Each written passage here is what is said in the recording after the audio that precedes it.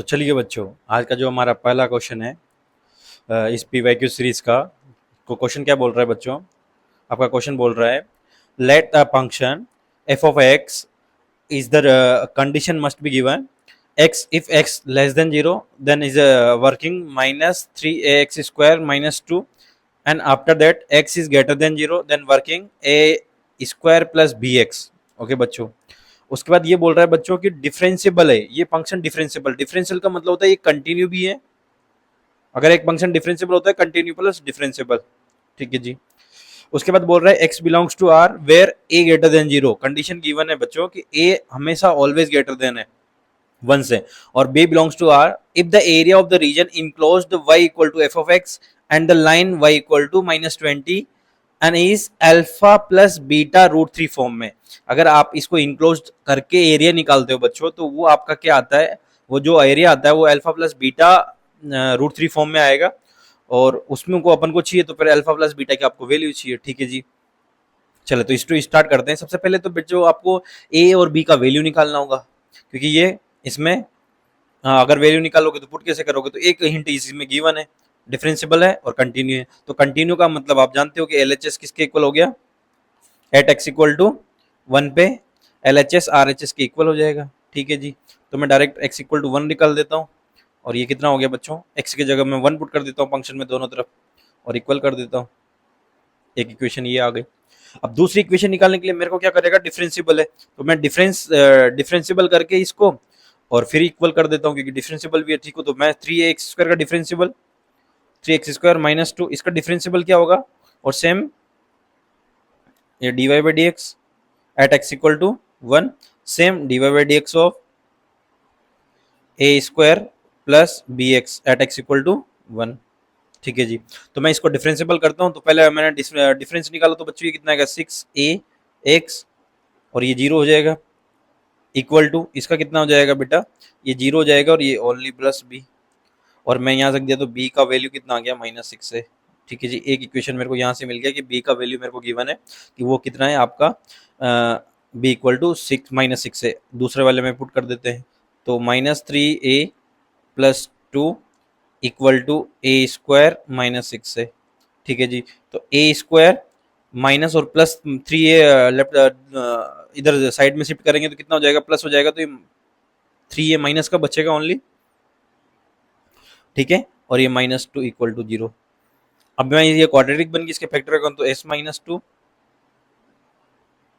और सॉरी यहाँ पे ये माइनस है बच्चों, इसकी वजह से यहाँ पे ये प्लस आएगा। तो a-2 एंड a-1 इसके फैक्टर हो जाएंगे बच्चों, क्योंकि यही बोलते हैं कि दो को दो पार्ट में डिवाइड करो कि थ्री आए तो। So a equal to two and a equal to one.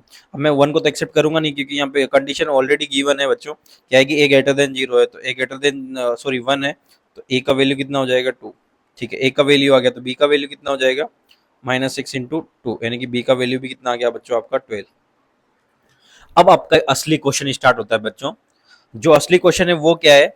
मैं ए और बी की वैल्यू रखे वापस फंक्शन बनाता हूँ। तो फंक्शन में बनाता हूँ function, put the value A and B. So function पहले था three A X square minus two if A X is greater than one, if X is less than equal to one, then function था आपका A square plus B X. अब आप ए का value replace कर दो और बी का value replace कर दो। ए और बी का वैल्यू रख रहे हैं, रिप्लेस करने के बाद आपका फंक्शन क्या हो जाएगा बच्चों?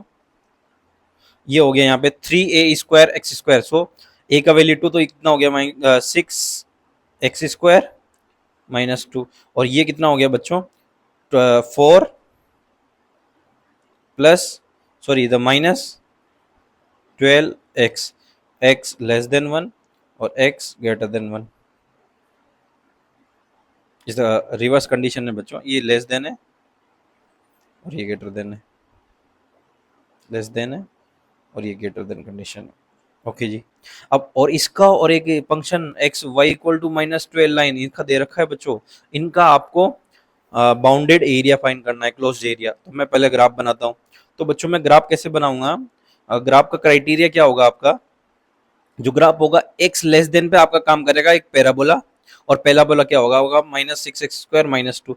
तो ये केवल वन तक, काम करेगा। अब वन पे कितना वैल्यू दे रखा है, देखो बेटा आप वन इसमें भी पुट कर सकते हो, इसमें भी, तो वन पे -8 वैल्यू दे रहा है। इसका मतलब आपका ये यहाँ पे ये जो पॉइंट है आपका वो कितना है, 1, -8 पॉइंट है, ठीक है जी।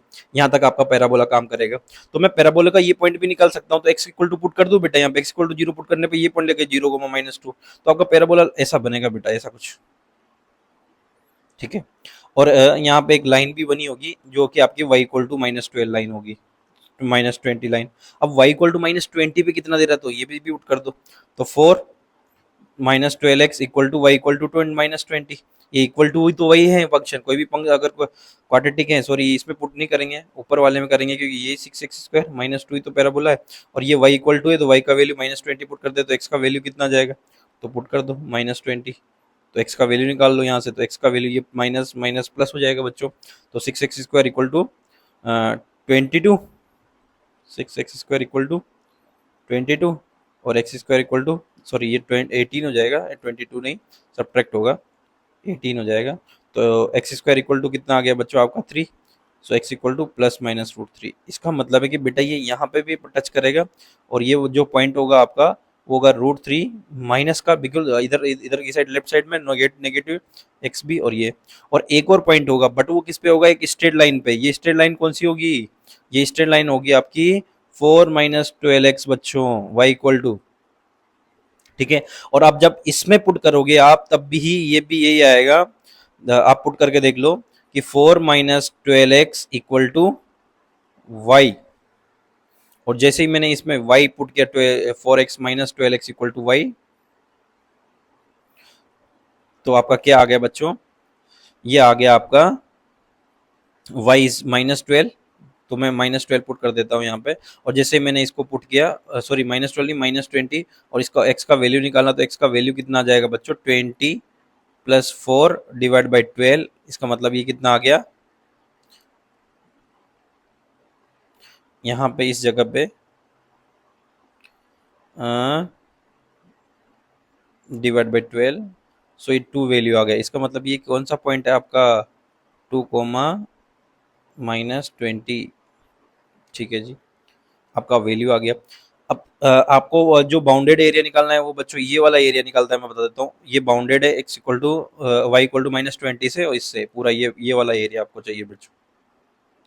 तो ये तो बिल्कुल सिंपल है कि ये वाला एरिया तो एक ट्राइंगल है, उसका 1/2 इंटू ये, यहाँ से ये 1, -20 हो जाएगा, ये यहाँ से लाइन आ रही है पूरी आपकी, जब यहाँ से लाइन आ रही थी, ये 1, -20 हो ही जाएगा। जब ये 1, 20 हो गया बच्चों, तो ये वाली लेंथ कितनी हो गई आपकी, 12 हो गई, 12, क्योंकि ये -8 पे है, तो ये 12 हो गई, और ये तो 1 हो ही जाएगी क्योंकि यहाँ पे 2 है, ये 1 हो जाएगी, तो इसका एरिया 12 इंटू 1 इनकी 6, इसका एरिया आ गया, ठीक है। एक एरिया मेरे पास आ चुका है। अब इसका एरिया कैसे आएगा, तो आपका ये इनक्लोज्ड है कहाँ से, 0 से, सॉरी -√3 से कहाँ तक है बच्चों, 1 तक, और आपका फंक्शन कौन सा काम कर रहा है, फंक्शन आपका काम कर रहा है ये वाला, और -20 ये वाला, तो ये कितना हो जाएगा आपका, फंक्शन कौन सा काम कर रहा है ये, -6x² -2 + 20, इस वाला dx, क्योंकि आपका प्लस में 20 भी तो ऐड होगा इसमें, इस चीज के लिए फंक्शन तो यहाँ से यहाँ तक इसका लगेगा इसे, और यहाँ से इसका 20 अब y का लगेगा, ठीक है जी। अब मैं इसको यहाँ से इंटीग्रेट कर देता हूँ, तो आपका टोटल एरिया आ जाएगा, तो इंटीग्रेट कर देते हैं, तो 6x² का इंटीग्रेशन क्या हो गया, 6x³ डिवाइड बाई 3, माइनस ये कितना 18 हो गया, तो 18x हो जाएगा, भाई √3 से 1, ठीक है जी। पुट कर दो आप वैल्यू, जैसे मैं वैल्यू पुट करूंगा तो ये कितना हो जाएगा, -2, और ये कितना हो जाएगा बच्चों, -18, सॉरी ये यहाँ पे प्लस है क्योंकि यहाँ पे प्लस है ये, तो ये +80 माइनस, ये कितना हो जाएगा, -√3 पुट करने पे माइनस माइनस प्लस, और 6 इंटू 3√3 हो जाएगा बच्चों, ये √3 का क्यूब 3√3, और डिवाइडेड बाई 3, ये हो जाएगा ये -18√3, ठीक है। ये इससे कट जाएगा बच्चों, 3 कैंसिल आउट हो गया, 18 माइनस ये तो 12 हो गया, और 12 सो +12, और ये हो गया +16, सो +12√3, और ये हो गया +16 इक्वल टू, ये आपका लास्ट एंड आंसर आ जाएगा। जब ये आपका आंसर आ गया तो ये बोल रहा है बेटा अल्फा प्लस बीटा फॉर्म में, अल्फा प्लस √3 बीटा, और ये यहाँ पे ऐसा है बीटा √3 बच्चों, तो आपका 12 प्लस 16 कितना आ जाएगा, इसका आंसर आ जाएगा। तो ये कितना हो गया 28, और आपका जो फाइनल आंसर है वो आ गया। और यही आपको पूछा था कि अल्फा प्लस बीटा कितना होगा, तो आ गया। चलो, तो आपको आई होप आपको समझ में आया होगा ये क्वेश्चन पूरा। एक्चुअली ये टू पार्ट्स में क्वेश्चन है। पहला वाला आपका बाउंडेड एरिया से रिलेटेड है, यानी कि एरिया चैप्टर से रिलेटेड है। दूसरा वाला जो पार्ट है आपका वो डिफरेंशिएबल है। इसका मतलब है कि आपको बेटा कंटिन्यूटी एंड डिफरेंशिएबिलिटी का पार्ट है। सो फर्स्ट पार्ट सोल्व होगा आपका कंटिन्यूटी डिफरेंशिएबिलिटी से, जिसका आपका ए और बी के वैल्यू निकलेगी। फिर दूसरे पार्ट में आपका लगेगा area chapter, under area curve वाला, और उसके बाद इसका आंसर आएगा। ठीक है जी।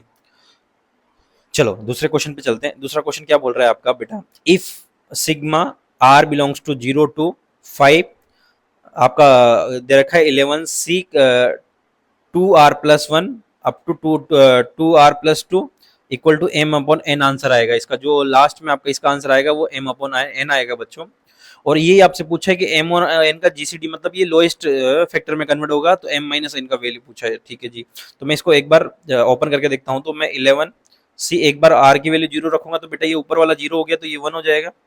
ठीक है जी। और नीचे वाला कितना हो जाएगा 2, ये फर्स्ट हो गया। सेकंड सेकंड पे आता है, सेकंड वाला क्या करेंगे, तो मैं 11C सब सेम R की वैल्यू 2 रखूंगा यहाँ पे, R की वैल्यू सॉरी 1 रखूंगा, तो 2 कितना आ जाएगा, ये 3 आ जाएगा, और डिवाइडेड बाई ये 5 आ जाएगा। 2+1 2+2 4 आ जाएगा, सॉरी। ओके। फिर मैं अगर तीसरी बार रखूंगा तो 11C 5 आ जाएगा। 2 वैल्यू रखते ही, और यहाँ पे 2 वैल्यू रख देंगे, तो ये कितना आ जाएगा 4+2 6। ऐसे ही आपका ये सीरीज चलती रहेगी। 11C 7 आ जाएगा नेक्स्ट, और यहाँ पे कितना जस्ट एक ज्यादा, यानी कि ये 8 आ जाएगा। और ये बच्चों ये कहाँ तक चलती रही, अच्छा चलनी भी क्या है, यहाँ पे केवल 5 तक ही है, तो 5 रख देते हैं। 11C 9 divide by 10 plus 11C ये कितने ये how you can put that the value, ये आपका 0 रखने पे 1 2 3 4 एंड 5, 5 रखने पे कितना आएगा बच्चों आपका, 5 रखने पे आ जाएगा ये 11, तो यहाँ पे आ जाएगा 12। ठीक है जी। आपका ये सीरीज हो गया पूरा। ठीक है। और आपको इसको सोल्व करके इसका आंसर बताना है, सिंपल है। तो अपन कैसे सोल्व करें, तो कोई सी भी सीरीज को पहले इसके लिए आपको आपका जो डिनोमिनेटर है वो रिमूव करना पड़ेगा। अब रिमूव कैसे करते हैं डिनोमिनेटर, तो आपका एक फॉर्मूला होता है बच्चों, आपको पता हो तो। मैं क्या करूंगा, इसको 12 से डिवाइड और 12 से मल्टीप्लाई कर दूंगा, और जो ये 12 है ना उसको अंदर लेके आ जाऊंगा। तो मैंने ये 12 अंदर लेके आ गया, तो ये 12 11C 1 हो गया। दूसरा वाला भी 11C 3 इंटू 12, थर्ड वाला भी 12 इंटू 11C 7, ऐसा चलता रहेगा। और यहाँ पे डिवाइड बाई 2 है, यहाँ पे डिवाइड बाई 2 4 है, यहाँ पे डिवाइड बाई 6 है, और मैं ऐसा ले लूँगा तो 12C डिवाइड बाई यहाँ पे 8 है, और ये कितना हो जाएगा 11C 9 same as well as. Next कितना हो जाएगा आपका 12 डिवाइडेड बाई 12, और ये हो जाएगा 11C 11। ठीक है, यहाँ तक आ गया। अब बच्चों क्या करते हैं, देखो मैंने इस 12 को तो यूज लिया था, तो 1/12 तो यहाँ रह गया। ठीक है। अब मैं क्या करूंगा, एक कंसेप्ट लगाऊंगा। आपका कॉन्सेप्ट होता है बच्चों, अगर NCR लिखा हुआ है तो मैं इसको ऐसे लिख सकता हूँ N-1 R-1, सॉरी अगर मैं N/R को बाहर ले लूँ, N/R को, तो ये हो जाता है बच्चों आपका N-1 CR-1। इसी कॉन्सेप्ट को मैं रिवर्स लगाऊंगा। अगर ये हो तो ये यहाँ पे भी तो कन्वर्ट हो सकता है। इसका मतलब लिखा हुआ है, अगर आपको ऐसा गिवन है तो ये एक प्लस जाके भी ऐड हो सकता है ना। तो यहाँ पे लिखा हुआ 12/2, तो 12/2 इसका मतलब है कि 11C 1 कम है यहाँ पे, देखो ये R से 1 ज्यादा है, इसे भी N से 1 ज्यादा है, R 1 ज्यादा है, 1 ज्यादा है, तो ये कितना हो जाएगा 12C 2 हो जाएगा, ये सीधा सीधा NCR हो जाएगा सीधा। इसका मतलब दूसरा वाला 12C 4 हो जाएगा, तीसरा वाला 12C 6 हो जाएगा, ऐसे 12C 8 हो जाएगा, 12C 12 हो जाएगा, ये 10 का भी 10 वाला रह गया इसमें, तो ये 12C 10 और 12C 12 हो जाएगा। ठीक है जी। अब आपकी नंबर ऑफ टर्म्स कितनी है ये देखो, तो ये कितनी है 5 नंबर ऑफ टर्म्स है। अच्छा बच्चा, जो आपका सीरीज होता है उसको मैं एक बार बताता हूँ। सीरीज का सम कैसे होता है, जैसे NC0 plus NC2 up to N C N का सीरीज का होता है 2 का पावर एन। अगर मैं यहाँ से केवल ये 1 2 3 अप टू लगाता है, अगर मैं यहाँ से अगर इवन निकालना चाहूँ या फिर ओड निकालना चाहूँ तो उनका सम होता है आपका इसका जस्ट हाफ हो जाता है एन सी एन तक 2 पावर एन डिवाइड बाई 2। तो मैं मुझे क्या चाहिए, मेरे पास कितना टर्म्स है अभी, 2 से लेके 12 तक टर्म है, मेरे पास जीरो नहीं है, तो मैं जीरो को तो क्या ऐड करूंगा इसमें से, सब्ट्रैक्ट भी कर दूंगा। तो 1/12 ये यहाँ पे रह गया। और मैं क्या करूँगा यहाँ पे 12 सी जीरो को लेके आऊँगा, तो 12 को मैं सब्ट्रैक्ट भी कर देता हूँ यहाँ पे, -1/12 तो ये साथ में रहेगा रहेगा, और 12 सी जीरो को मैं सब्ट्रैक्ट भी कर दूंगा। और ये 12 सी 4 टू 12 सी 4 अप टू 12 सी 12। ठीक है जी। अब मैंने देखा कि यहाँ पे नंबर ऑफ टर्म्स कितना हो गया बेटा, तो ये सेम 2 का पावर एन का वैल्यू कितना था आपका, तो 2 का पावर 11 11 था यहाँ पे total number of terms N. So 11 divide by 2, और ये माइनस ये 12 सी 0 इज 1 होता है, राइट ना, और डिवाइडेड बाई ये 12 जो कॉमन आया वो यहाँ पे हो जाएगा।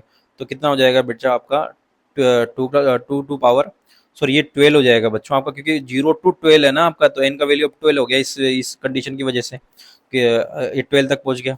तो 12, तो ये कितना हो जाएगा 2 के पावर 11 -1 डिवाइड बाई 12। तो 2 पावर 11 कितना होता है आपका, ये होता है बच्चा 2048 -1 डिवाइड बाई 12। तो आपका आंसर कितना हो गया 2047 डिवाइड बाई 12।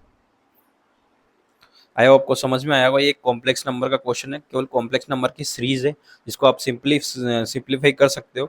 अगर मैं आपको समझाना चाहूँ कि बेटा ये कि 2 पावर एन कैसे आता है, तो आप एक बार और समझ लो। अगर ये जैसे 1 पावर एन का एक्सपेंशन होता है N C zero N C one up to N C N, ठीक है। अगर मैं इसमें x इक्वल टू 1 पुट कर दूं ना, यहाँ पे ये x पावर 0, यहाँ पे x power 1 up to x power n तक ऐसे जाता है। अगर x की वैल्यू पुट कर दूं तो यहाँ पे 2 का पावर n हो जाएगा और सब 1 1 हो जाएगा, तो ये nc0 बचेगा, nc1 बचेगा, ये nc2 बचेगा, ये nc1, तो ये ऐसे ncn बचेगा। तो ये यहाँ से ये वैल्यू आती है सम। सेम एज वेल एज अगर आपको ये अगर मुझे ये चाहिए ना कि मेरे को ओड चाहिए, सम चाहिए, तो वो 2/2 इसलिए होता है कि यहाँ पे आप वैल्यू रिप्लेस कर देते हो -1, और ये माइनस की वजह से वो सब्ट्रैक्ट हो जाता है और वहां से आ जाती है, तो 2n डिवाइड बाई 2 हो जाता है ये, अगर आपको ओड चाहिए या फिर इवन चाहिए। ये सब चीज़ें अपन एक्सप्लेन करेंगे जब पीवाईक्यू सीरीज के बाद भी अगर कुछ टाइम मिलेगा मुझे, तो मैं आपको बाइनोमियल या फिर जो मोस्ट इंपॉर्टेंट चैप्टर है वहाँ से स्टार्ट करेंगे, और थोड़ा थ्योरी पे भी कंसंट्रेट करेंगे चीज़ों को लेके। तो आज के वीडियो में इतना ही। Thank you.